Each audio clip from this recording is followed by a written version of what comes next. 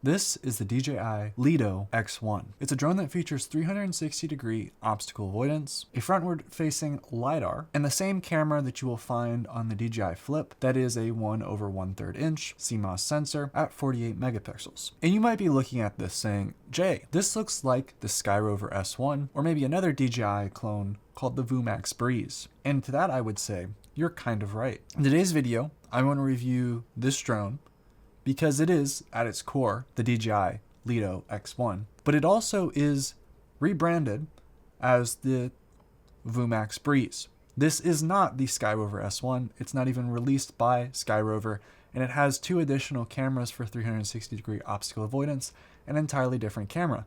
But fundamentally, it does have relatively the same body. After deep diving into the firmware itself, I was able to confirm that this is in fact a DJI drone. It is based off of a drone from DJI. There's no drones that match these specs, except the DJI Lito series, which is unreleased. Actually, funny enough, the leaks perfectly match up with the specs that we are seeing on this and the Sky Rover S1. And as well as the internal firmware that I can see, does confirm that in fact this drone and the Sky Rover S1 are both the DJI Lito X1 and DJI Lito 1. So in today's video, let's review the DJI Lito X1, which also just happens to be rebranded and probably with a slightly different shell, but fundamentally the same drone, the VooMax Breeze. Another quick side tangent too is in fact that this video is entirely independent. I've gotten extensively tired with companies restricting and regulating what I can say as a reviewer, so I'm going entirely independent. In order to do that, I need your help, and it's something that you can do entirely for free. I made a little website that allows you to review drone locations and add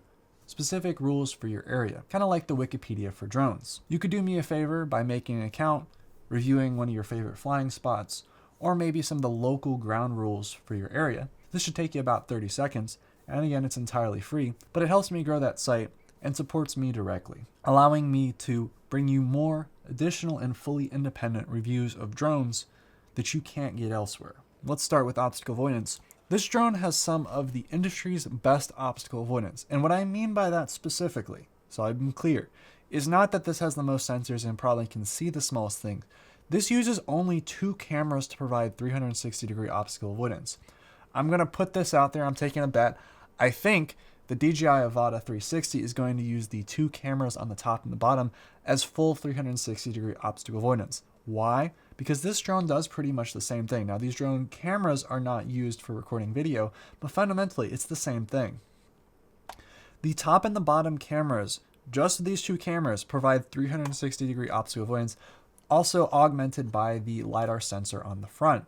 So that means you get intelligent return to home, you get 360-degree obstacle avoidance that is iffy at points. I was able to get the drone pretty close to me by standing still. However, it does result in this drone technically being far ahead of anything else in the industry by just having a camera on the top and the bottom for 360-degree obstacle avoidance. This is an entirely new company that has not released anything, if we ignore the fact that we know the firmware. It's a new company that has not released anything before and has now magically produced some of the best obstacle avoidance performance from just two cameras, while also having a best-in-class LiDAR sensor, while also just happening to look identical to the Sky Rover S1 minus some differences. And also both of these two drones happen to have the exact same specs as we were expecting from the leaks from DJI. At this point, it does paint a pretty concrete picture of what these drones actually are. The camera assembly is pretty much identical to what you see on the DJI Flip. The sensor itself is what you see on the DJI Mini 3 and 4 Pro, and it takes really solid pictures. Pictures look great, the video looks great. Honestly, it is, as I said, what you would expect from DJI. By this point, the DJI clone companies have gotten really good at making their apps. They make a new app, it all looks normal. You register the drone, as other YouTubers have pointed out, for Sky Rover specifically, they have gone through and the app itself connects to DJI servers. At this point, I don't know what game we're playing if we're saying that this is just not trying to circumvent a lot of the shenanigans that's going on with customs. I do think it is weird that DJI has released this drone first before releasing the DJI Lito itself under their own brand, and it's possible they never actually do that to then allow these drones to be sold in the US. Now, a big thing as well is this does have waypoints, which means that this is probably the cheapest entry-level drone that you can get for waypoint map. So you can fully automate this to have it fly predetermined missions use it for 3D modeling, photogrammetry, and I will be making a separate whole video for that I will be releasing shortly. In terms of the flight time and flight performance, it actually was really solid. I did have one issue though that I want to point out. I encountered a weird issue when I first got this drone that I would not get any GPS satellites. It took, I want to say 10 to 20 minutes of flying before it was able to finally acquire a GPS lock. It had 0 satellites that whole time. So for me, I've never had that issue with any other DJI drone. I don't know if it's just the parts they used, but I always have gotten a satellite lock relatively quickly without much issue. However, this was very weird. I had 0 satellites, and then I was out in the park. I was flying it purely off of the optical sensors on the bottom, so no GPS. And then it just magically was able to fully connect. I had 31 satellites. Looked down, no satellites. Did some other things, looked back down, and I had full satellites. Extremely weird.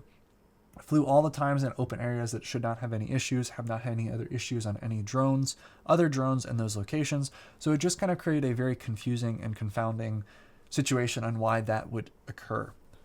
So if you do encounter that and you do choose to get this drone, keep that in mind. The flight time on this drone, I was able to get close to 40 minutes with just the battery that it came with. That's a pretty solid flight time. And honestly, with the 360-degree obstacle avoidance, with waypoints, with the front-facing LiDAR and intelligent return to home, that is where it uses the LiDAR sensors to fly itself home, very similar to what we see on all the other DJI systems. It definitely is a great return to home feature. Honestly, a really solid drone overall, and I'll talk about whether or not you should buy this towards the end. I purchased the Fly More combo, which is that it comes with the 3 batteries. It's funny because we're at the point now where just directly comparing it to the Sky Rover S1, the batteries are the same, minus the logo, the enclosure is the same, the branding on the enclosure, specifically for the parallel charger, looks kind of the same. They just basically put a different shell on the controller, they put a different branding on it, but fundamentally it is the same thing. Internally, especially what we saw with the Sky Rover S1 clone compared to the DJI Mini 4 Pro, it didn't change really any of the internals except some different supply chains. Another thing that I did notice, which was awfully weird, is in some of the promotional images of this drone, it also does happen to have a slightly different enclosure. If you look carefully enough, you'll notice that it looks like it has some different stuff on the back. It looks almost like a different drone. And I wonder if it's intentional because it doesn't match what we're seeing here. So I wonder if that's actually the DJI Lito drone, the Lito X1, and this just happens to be the recased or the different case, but that is actually just the same promotional materials that we will see when DJI releases their drone. This drone is also quieter than the Lito 1 or the Sky Rover S1, and I'll be making a full comparison video also coming up between the Sky Rover S1 and the VooMax Breeze, technically the DJI Lito 1 and now the DJI Lito X1. Flight performance and transmission is actually really solid as well. Was really happy with how this handled. It was very clear. I would of course prefer the ability to have a screen. I think that would be great, but I understand that this is technically the entry-level system that has 360-degree obstacle avoidance, that front-facing LiDAR. But I think it's so crazy how they've gotten this top and bottom camera now doing the full 360-degree obstacle avoidance. It makes it substantially cheaper in order to produce the drone, which means this technology is more available to the lower end price points. Because fundamentally, in terms of build quality, this feels and looks and pretty much behaves the same as the Sky Rover S1, and it is fundamentally a DJI drone. It flies really solid. It has great performance. It flies really good. It's relatively quick. When you have a satellite lock, it hovers really well. It has that really nice optical flow sensor on the bottom. Flying it at nighttime, since this is the same sensor as on the DJI Mini 4 Pro, 3 Pro, and Flip, it does relatively well. It is still a 48 megapixel sensor at nighttime, so it does struggle. The DJI Mini 5 Pro is kind of moved up into a different price bracket, and it's kind of behaving a little different too. I think the multiple obstacle avoidance sensors on here will make it, of course, behave in terms of obstacle avoidance much better, but these two sensors do good enough job for just basic obstacle avoidance. I was able to get it, as I said, kind of close to me, and after some testing, the obstacle avoidance is kind of iffy, especially when the drone is you're in the back right or left corners.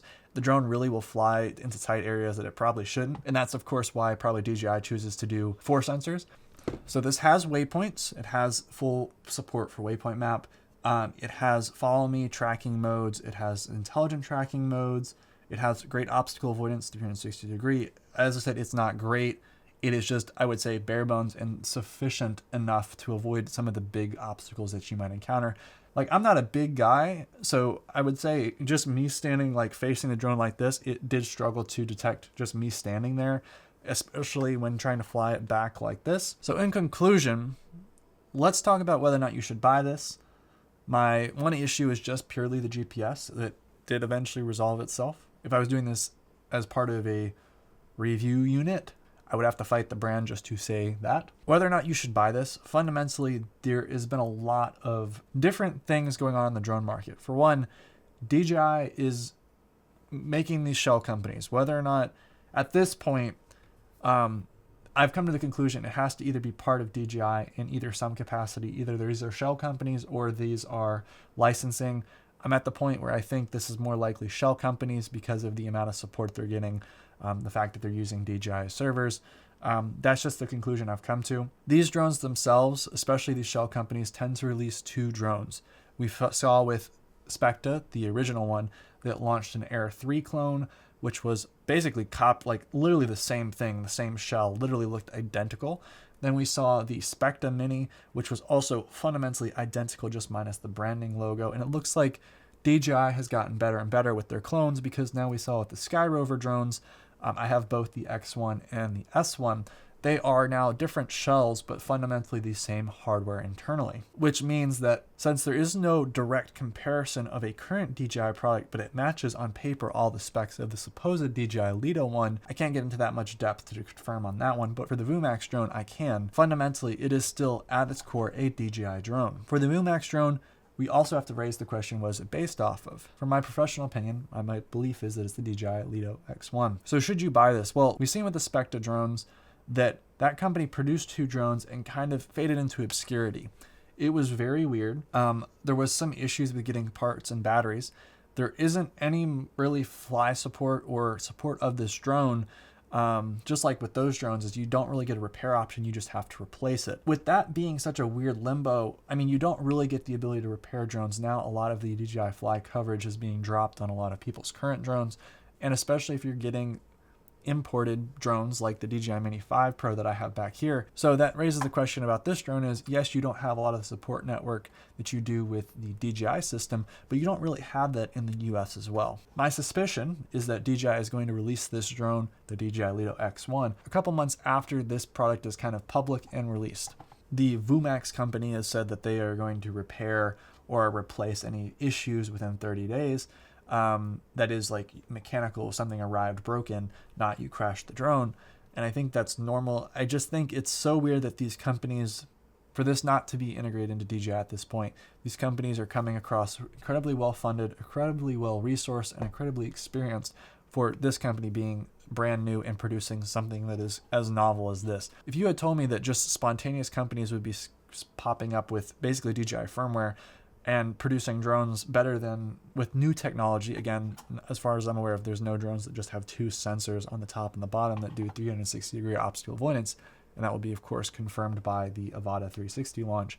If it does that, my suspicion is that it will. Some of the leaks are suggesting that. And if you told me that, I would not believe it. So I think this is an incredibly great value for a lot of people that just want a little bit of that reassurance of that 360-degree optical avoidance, want a decent camera, and want something that they can go fly and take places. I think this is solid.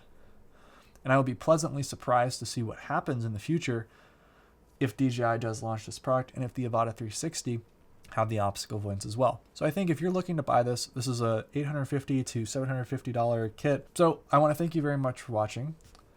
Please check out my channel for other cool related tech reviews and videos, including using this DJI Lito X1 for photogrammetry with Waypoint map, doing 3D mapping, as well as a direct A and B comparison to this drone to the Lito 1 or the Sky Rover S1. And also please consider supporting me by just adding your favorite flying spots to Drone Map. Again, it's free, takes 30 seconds, and helps me out a whole lot. Thank you very much for watching. Hope to see you around.